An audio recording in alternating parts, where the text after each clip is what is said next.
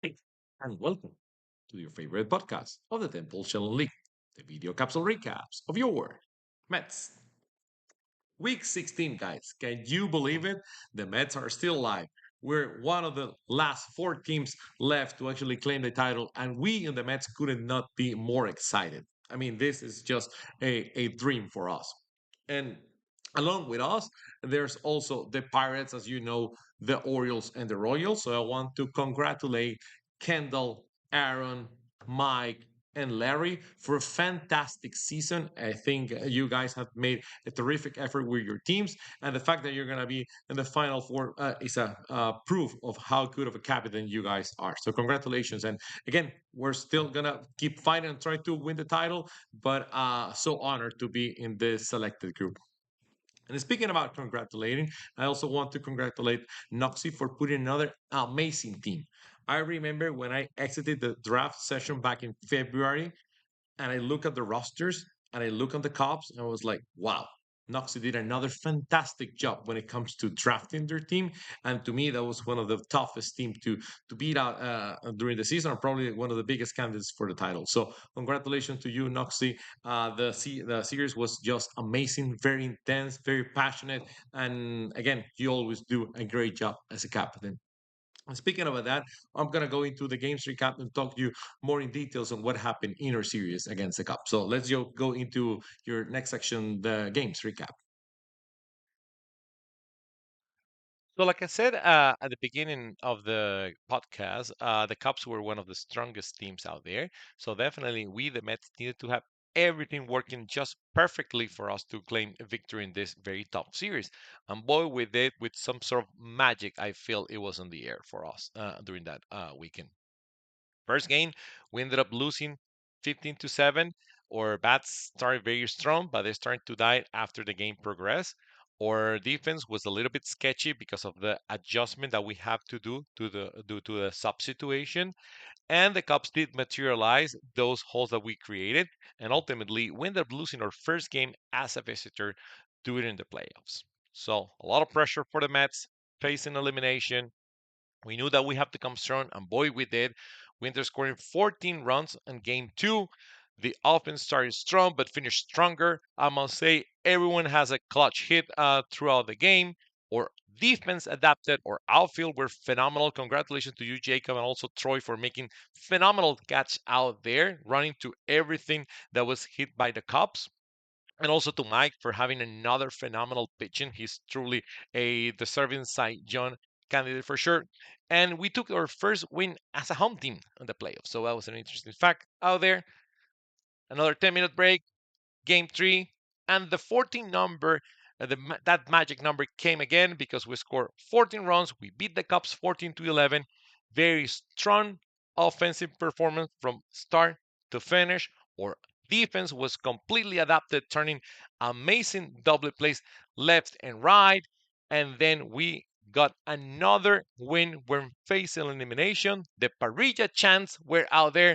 Some very cool music was playing, which probably is going to be the new playlist that the Mets are going to be using moving forward. And we claim our victory, a secure spot to fight for the championship on the National League.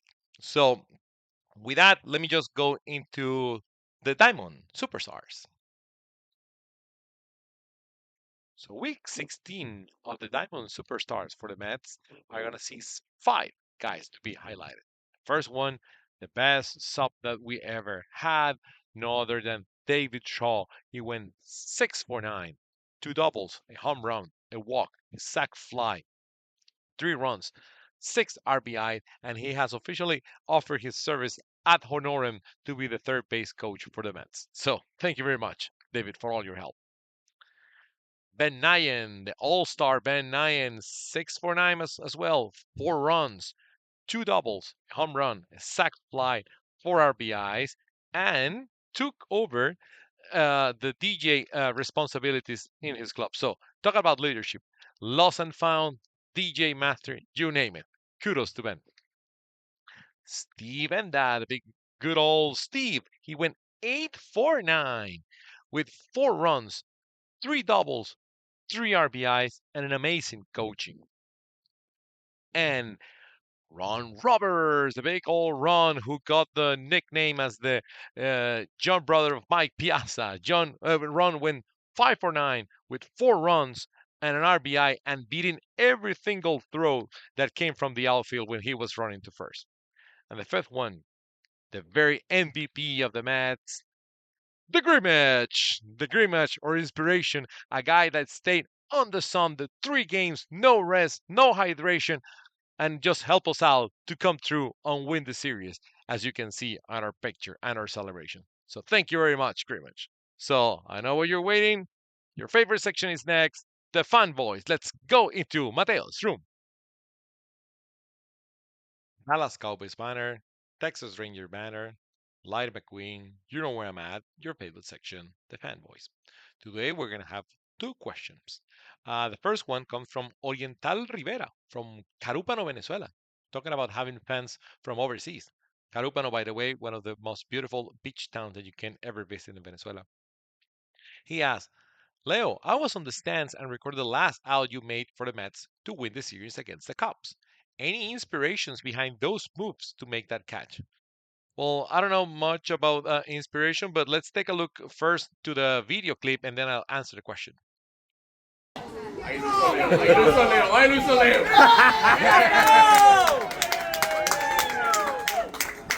Parrilla, parrilla, parrilla, parrilla, parrilla, parrilla. Wow, that was some recording, Jorge. Thank you for sharing that.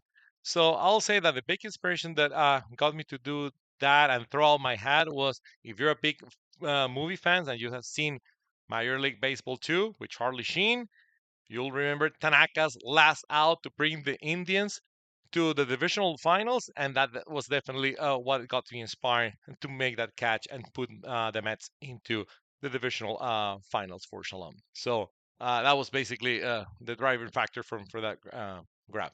But thank you very much for sharing this, Jorge. Next question comes from Indian Rod from Dallas, Texas. Leo, the fall season is just around the corner. Based on the team names and jersey design, which one is your favorite?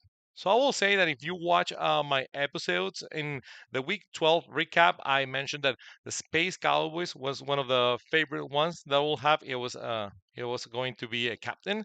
So I guess someone liked that idea or stole that idea. Who knows? Nonetheless, that will be probably my favorite one. But I'll play with whomever captain decides to draft me and give my best effort and attitude as possible. So with that, we're getting into the end of the podcast of the episode. Remember, we're off next week. Happy 4th of July to all of you. Enjoy that time off. Have some barbecue. Have fun. We'll see you on July 14 when the Mets will be facing the Pirates for a chance to be on the 50th anniversary Temple Shalom final. Remember, want to have the time of your life? Bring your kiddos. Bring your whites. Mets guarantee you and keep guaranteeing you a fun time. So long.